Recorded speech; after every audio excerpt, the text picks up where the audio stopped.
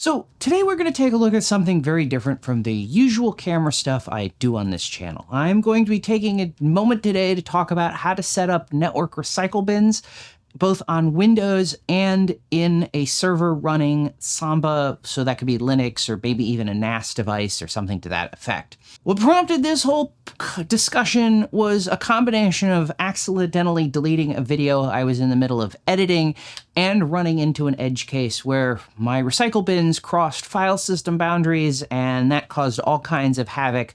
Ended up taking me over a month to figure out what the issue actually was before I could get anything done to resolve it.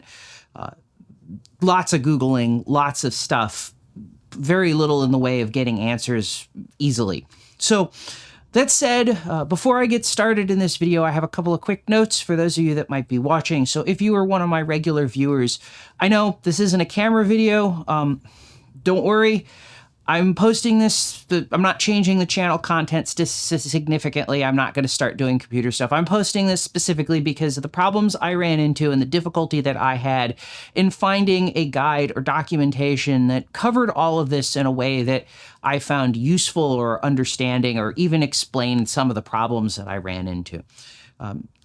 Secondly, to the people who have found this for searching for a solution for your network recycle bin problems, in an effort to keep this brief, I am going to be talking about the issues and a higher level sort of discussion on that, and I will show the configurations and stuff that I've used, but I am going to assume that you have to be or are reasonably comfortable with Linux and Windows and doing things like editing the registry or writing a registry file in Windows or editing configuration files in Linux and restarting services and whatnot.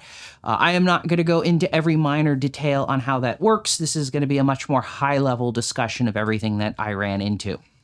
So the problem that I am trying to address, as I already stated, is having a recycle bin or having recycle bin-like functionality on a network drive from my computer in Windows. Now, to that end, there are more than one ways to solve this problem. And if you happen to be somebody who has IT experience or works with computers a lot, you might immediately be thinking, dude, you're an idiot. You should just be using file system snapshots. And yes, file system snapshots are an answer, at least partially, or at least they can be.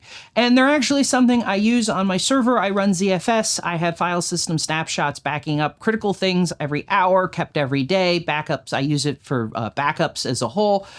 The problem here, at least in the case of what prompted this discussion in this project, is that the files that I am dealing with in this instance are transient.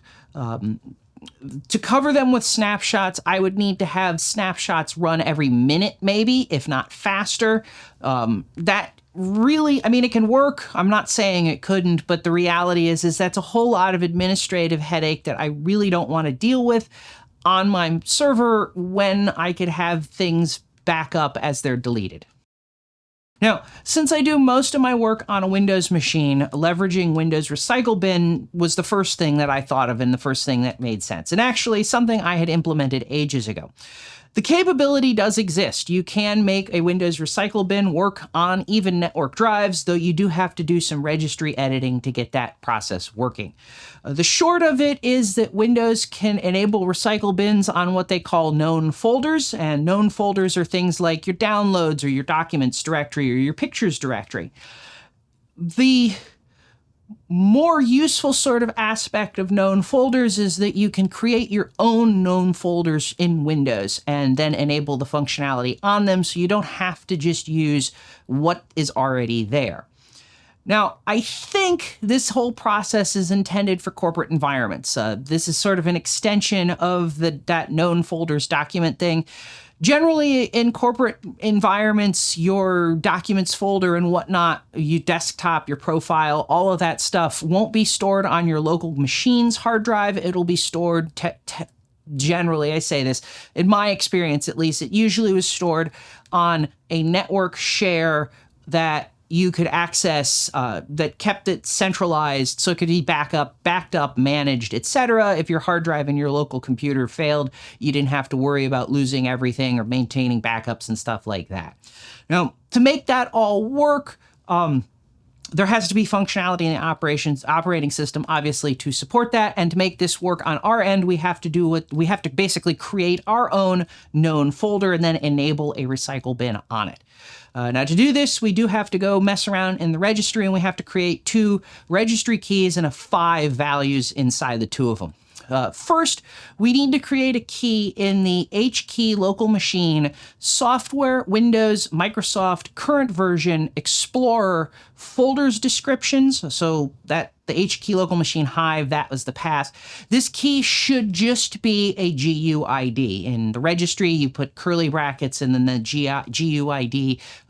There's plenty of ways to generate it. If you have PowerToys enabled, you can use the hash function in PowerToys run. Otherwise, you can generate it on the internet. It basically is just a random unique identifier. Now, this key needs to have 3 values in it. The first is a string called relative path. This contains the path that you want to have the recycle bin on. Technically, it contains the path of the known folder. So, for example, I mount my home directory from my server to the V drive on my local machine. So I have a known path that I created, or a known folder that I created with a relative path of v://. Second, you need a D-word value called category. I'm going to just say set this to 4 in hex, so just 4. Here's the short of it. I don't know what this does exactly. If you do, let me know in the comments or tell me where I can find the documentation from this from Microsoft, because I'm sure it is in their site somewhere for developers or whatever, or system administrators. But when I went through and looked at the stuff like pictures and documents and whatever, they tended to use 4, so it seems like it's a safe value to use. But again, if you happen to see this and know where the documentation is for this or this all means, do let me know. The last key you have to, or value you have to create in this key is a value named it's a value named name. It's a string type value. And this is the identifier that tells the recycle bin what this is called. So if you open up your recycle bin properties dialog, you will see this identifier along with the path in your recycle bin properties. So that takes care of creating the known folder. The next thing we need to do is create the recycle bin stuff for it. To do this, we're going to go over to the HKey current user hive and to software Microsoft, Windows, current version, Explorer, Bitbucket, known folder. And this is where Windows stores all of your recycle bin settings for your user. So if you have a known folder, this will be where it is. What key we're going to create here is going to be a GUID again, and it's going to be the same GUID that we just created in the previous, the previous key that we just created. And here we're going to create 2 values under it. The first is a D-word value called max capacity, and this sets the size of the recycle bin in megabytes in hex. So if you want a 1 gigabyte recycle bin, that's 1024 megabytes or 400 in hex as a D-word value. If you are not familiar with all of this, by the way, Windows calculator, so the same with the calculator in Mac OS, but obviously this is in Windows. If you go into programmer mode, you can convert decimal to hexadecimal, no problem. It's easy. The other thing we need to do is create another D-word value that's called nuke on delete. And this controls whether that known folder's contents get recycled or immediately purged. This we're going to set to 0 because we want this to enable the recycle bin. Nuke on delete set to 1 will purge files when they're deleted instead. Now, these last 2 settings can both be changed down the road if you want to through the recycle bin's property GUI dialog box. So right click on the recycle bin, hit properties, find your known folder. You can change the size and the nuke on delete settings there.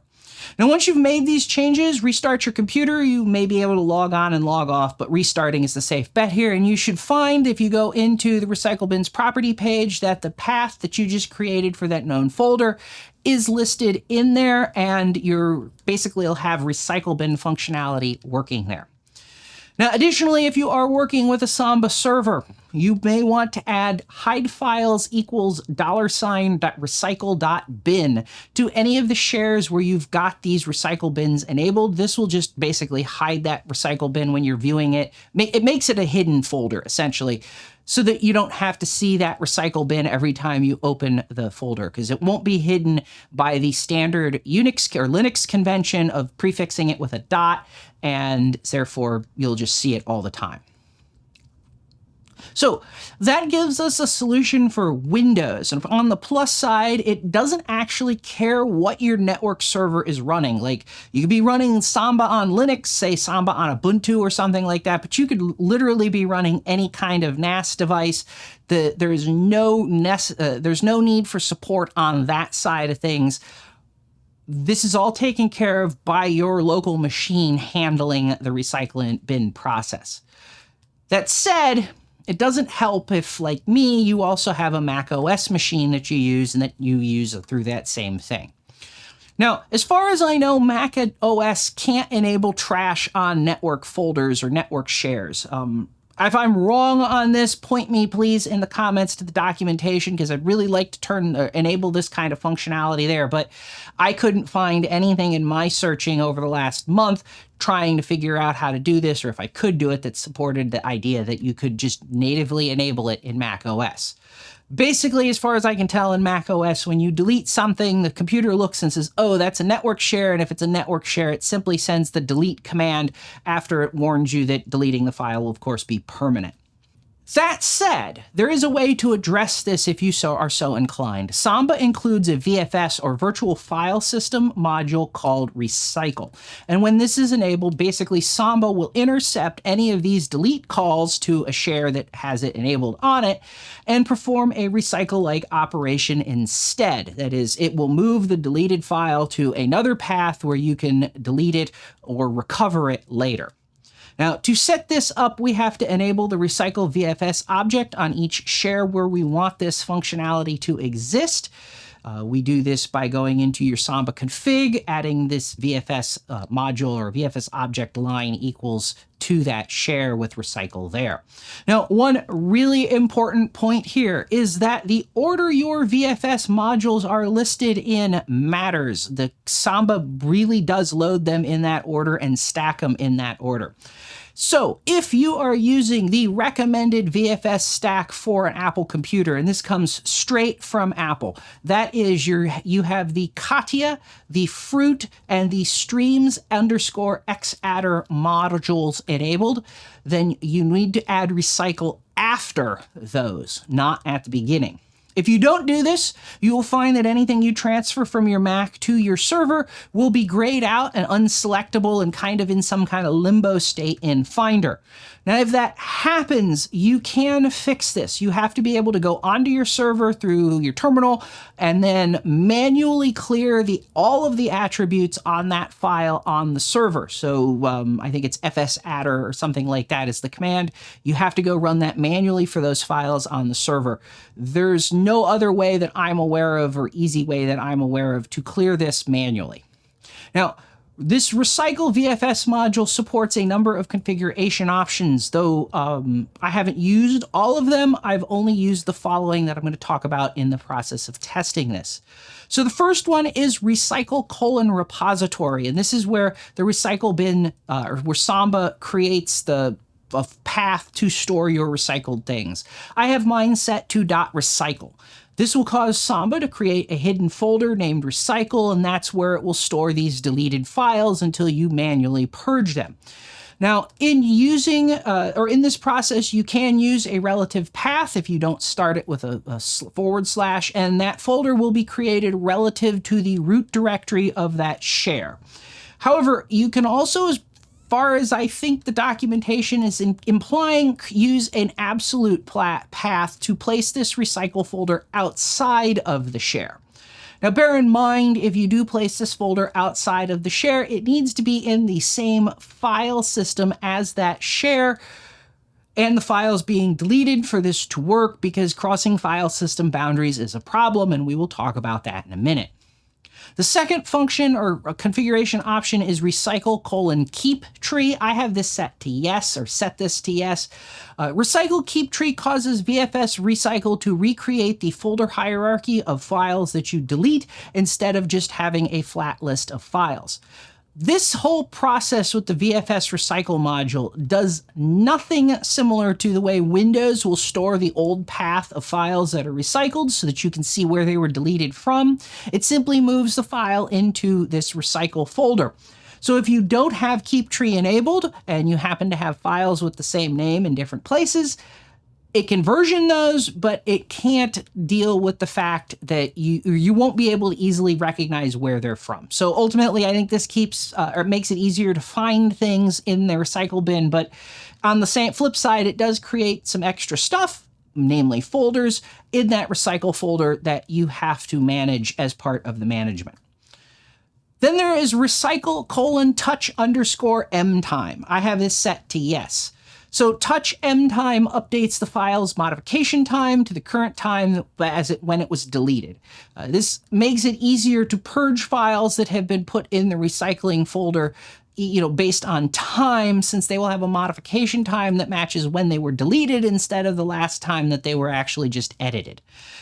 Now, if you don't want to, for some reason, modify the modification time on delete, and you have A-times enabled in your file system, which normally A-time is something that most people turn off for performance reasons, you can use recycle:"touch = yes instead, and that will update the access time, and then when you do your filtering, you just find on the access time instead of the modification time.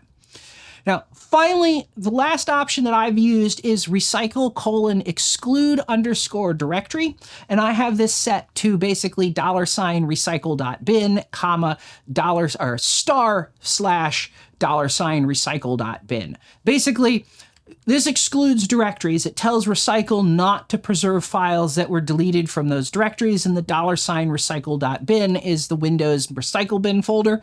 So basically anything that I would delete from my Windows machine that gets put in the recycle bin won't also get picked up a second time when I delete it from my Windows machine, or force delete it from my Windows machine, and then get recycled a second time that I have to deal with. Now, with that said, there are caveats to using the recycle module that kind of are a little frustrating and ended up being a deal breaker for me. First, there is no automatic management of your VFS Samba recycle bin. With Windows, you can set a maximum size for how big the recycle bin should be. Samba doesn't allow you to do this. There is options that you can specify the maximum and minimum size of a file that will be recycled, but beyond that, there is nothing built into Samba to manage the recycle bin intelligently. So if you want to do this, you will have to set up some kind of cron job with find and delete to recycle or to clean things out of the recycle bin and keep it from growing indefinitely.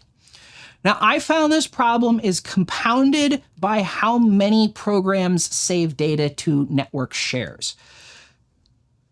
Basically, instead of just overwriting the contents of a file, what I've found is a lot of programs create a second temporary file and then use that to replace the original. So potentially, obviously, or I think the theory is that if your deletion or your save fails in some way, the temp file's still there with either the new data or your old data, and you can get back on that share and recover it. The problem with this is that process isn't standardized and can be different even in the same application running on Windows versus Mac OS. An example I ran into is Typora. On Windows, I think it prefixes the temp file with the tilde. In Mac OS, it suffixes the temp file with the tilde. Same program, different operating system, different way of doing things. Likewise, as I said, no standardization. If you save from TextEdit on a Mac, it will append a random hash value to the end of the file name, one of them, the temp file or the replacement or whatever. Now, because this process ultimately ends in deleting something, it the temp file gets deleted, every time you save, Recycle intercepts those deletions and saves every one of these revisions. So you aren't just saving a new file, you're saving a new file, deleting an old file, and VFS Recycle is picking that old file up and storing it. Now, you can, of course, configure VFS Recycle to exclude some files. You can even use wildcards in that. But since I can't find any standard that's consistent between any of these applications, it becomes really dangerous to try to exclude things because there's no way to know what a temp file is that's from one application versus another versus, any of that stuff. And even if you went through with all the patterns, it would be incredibly difficult to not also scoop up things that you wanted to actually save. And in fact, on the same token here, the same is true for when you shift delete files in Windows. They bypass the network recycle bin. And if you set that, assuming you set that up, but if you have VFS Recycle running on the same share, it will slurp up and save those files because it receives a unlink or delete command from the remote computer, and therefore that's what triggers the operation. So when you combine all of that with the lack of a built-in size limit or any kind of automatic management of these recycle folders, well, I don't really think that's the end goal you necessarily want. It certainly isn't the end goal that I want, where every time I save a file, it gets bigger and the recycle bin gets bigger. Now, one solution to this that I'm going to just suggest is to, instead of, obviously because of management, you're going to have to do some kind of cron job with find and M time or A time to delete things. One option here would be to run that with a much shorter time frame than you might normally use if you were not doing this kind of thing. So maybe 24, 48 hours or 7 days or something like that, instead of say 30 days or 90 days or something longer. That just will keep the VFS Recycle folder from, growing exponentially. Now, that brings me to the edge case that prompted this whole thing, which is transitions or crossing of file system domains or file system boundaries or file systems as a whole.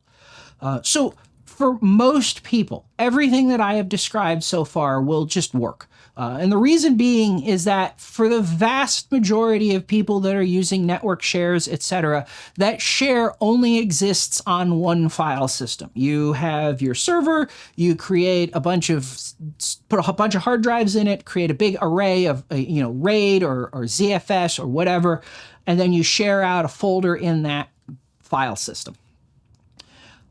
My home directory doesn't quite work like that, and I don't think this is a huge normal case. In fact, I think this is a pretty niche edge case, but it is something to be aware of. So on my server, I have my home directory and all of that on one file system. It's just a regular ZFS pool that's home, actually. And then under my home directory, I have a couple of other devices mounted. So specifically, I have a 1 terabyte NVMe drive mounted at temp video convert, and I use this for all of the video basically that I capture. So everything that I capture for these videos, my channel, YouTube, everything gets pushed out to there, where an FFmpeg script automatically loads up, reprocesses the audio, recompresses the lossless compressed files into something that's reasonable for storage and use, and basically does that work that I need done on them before I take them into my NLE to edit them. I also have a separate ZFS file system mounted at Video Archive under my home directory. And admittedly, this is a workaround for not having to buy larger USB disks, because when you have to buy 24 gig disks, they aren't that cheap. Here's the problem. Crossing these file system boundaries breaks things, obviously. So editor me here, I'm in post, and I realized as I was putting this together and editing this that I wasn't clear about something. I'm not entirely clear, even to this point, what exactly breaks where. Earlier in some of the demos that you saw in this video, folders wouldn't delete, but files would. I seem to have notes from when I was doing this originally that I would have problems with files being recycled on the network drive that was on a nested file system that had network recycle bins enabled. I'm not entirely sure. There's some vagary in there that I just, in the course of a month of troubleshooting this and not taking as good of notes as I should have, kind of don't have all of the details on anymore. I should know, though, this does also apply to the Recycle VFS module, and in the case of the Recycle VFS module, what I found would happen is if I didn't have, or if I crossed file system boundaries, it would, with the keep tree enabled, it would rebuild the folder structure, but the file that it was transferring or trying to recycle would just disappear. It would be completely not there. So with that said, let's go back to me talking about this in the past. Under the hood, when you delete something in Windows, one of two things happens. So if you have a recycle bin enabled on that drive, the OS moves the file into that recycle bin path. If you don't, it just sends a delete command. So the problem one here is that recycle bin operation. So for performance reasons, when you do a move on a file system, when you move a file on the same file system, and this applies even to just in general, you don't actually move all of the data on the hard drive that's associated with that file. Instead, you just update the file system's metadata to tell the file system that that file is in a different place in the path or hierarchy. Basically, a lot of people end up calling this a rename operation because the file is being renamed if you take the whole path as its name. But data isn't actually moved. Now, when the source and destination are on different file systems, that is the problem I'm running in 2Ks. You can't do this anymore. You can't just rechange or change the file system metadata for the file and say it's over here. You actually have to move the data from one file system to the other file system. So what I ran into is when I tried to delete things in one of those mounted subfile systems, Windows would just throw up an error message that claims I didn't have permission to do it. Now, this is a normal delete going to the recycle bin. When I turned off the network recycle bins for that folder, it worked. It also worked when I shift deleted a file, which bypasses the recycle bin, but in either event, that file is now permanently deleted. Now, I ran into the same problem actually with VFS Recycle. If it was trying to recycle something that crossed file system boundaries, then it just silently failed to back it up. It would create all the folder structure in that file or recycle folder that I had, but nothing, the actual file wouldn't actually appear. Now, in Googling for a solution, I found some people suggesting, well, I should say, before I even get to in Googling for a solution, the thing that really threw me on this whole thing was the permission error. But in any event, in Googling for a solution, I found a number of people saying that you should stack the VFS cross-rename module with the recycle module. Now, in doing some research, cross-rename may be deprecated or no longer maintained. I'm not entirely sure what's going on with that. But the idea is, as I understand it, cross-rename intercepts those file system moves. So whenever the OS on the remote OS says rename this file to this other file, but it crosses a file system boundary, instead of sending back, hey, I can't do that, that crosses a file system, you need to actually move the file, cross-rename would intercept that cross-file system rename operation, convert it into an actual move that moved the data, and do that move server-side while telling the client that the file's been renamed and it's just no big deal.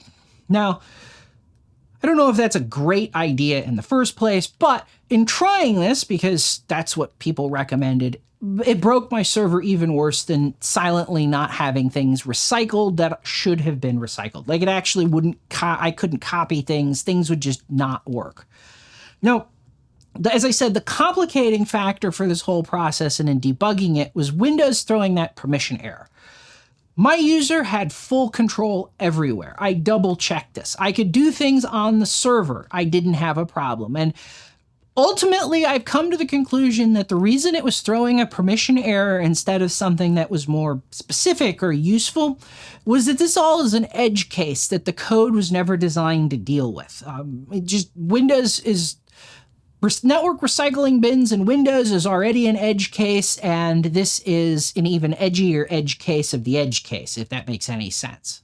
So, long story short, I couldn't get cross rename to work at all. In fact, when I enabled it, like I said, it broke things more than just not having it and dealing with things not being recycled. Which ultimately means that if you are using the Recycle VFS modules and you also have mounted file systems inside of a file system that's in a share, I don't have a configuration that will work for you. There's nothing that I have found that just makes that seamlessly work. My best recommendation is either not have recycling functionality and make that very clear to yourself or a user or whatever, or not have that nested file system and make everybody work off of separate shares, essentially. Now, if you're on Windows and you're using that whole Windows network recycle bin thing, there is a workaround for this that actually works just fine. And it's actually really simple. All we have to do is set up extra known folders and associated recycle bins for the sub-mapped or the mounted file systems inside of our share. So if, for example, to deal with my video convert folder, I could create, or I would just create in Windows another known folder for that file or that folder. So it would be the file, or the relative path would be v:/temp/video convert, which is where it is in the share, and then set up a recycle bin for it in the registry using the process that I talked about earlier. And on the downside, this does create more recycle bins. It does create the potential of more space being used because each of the sub-recycle bins is going to have its own space allotment. But it does work, and it doesn't mean that, or it does mean that Windows can now actually recycle things that are in these subfolders that are sub-file systems or mounted file systems inside of a network share. Basically, it ends up stopping Windows from trying to do a rename to delete a file system across file system boundaries. It just moves it into the recycle bin in that path. So with that workaround in place, Windows can recycle any file or folder in a network share, like my home directory, even the ones in the subdirectories that are on separate file systems without any issue. As then, I don't have a solution for Samba.